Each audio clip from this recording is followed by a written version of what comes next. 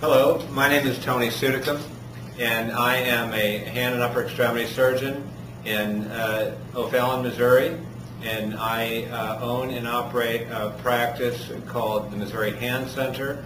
I specialize in the evaluation and treatment of all conditions affecting the upper extremity, primarily from the elbow distally, and I am going to give a talk at the BJC Progress West Health Center on many of the common conditions affecting the upper extremity.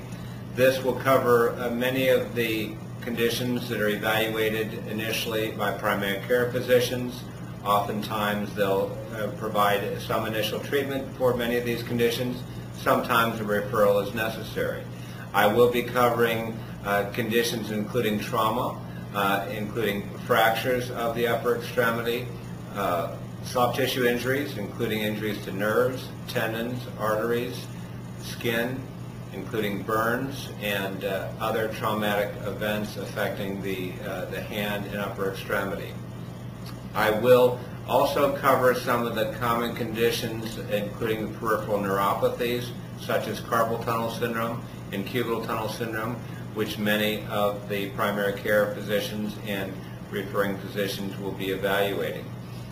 Many of my patients also suffer from work-related conditions, including many of the tendinopathies like lateral epicondylitis, also known as tennis elbow, medial epicondylitis, including cubital tunnel syndrome, as well as the carpal tunnel syndrome and radial tunnel syndrome. I will go over both the surgical and non-surgical treatments for many of these conditions, including some of the newer techniques that have been developed for treatment of various conditions, including endoscopic approaches to carpal and cubital tunnel syndrome, and some of the newer and sometimes even more controversial treatments, including the platelet therapy, which is being used for treatment of tennis elbow. And there are also new treatments, for instance, for Dupuytren's contracture, which is a contracture of the palm, which is oftentimes seen in older males. This is a condition that we have traditionally treated with surgical excision, but now there is a collagenase, which is an injection which can be given for treatment of Dupuytren's contracture, which is a newer and interesting treatment for that.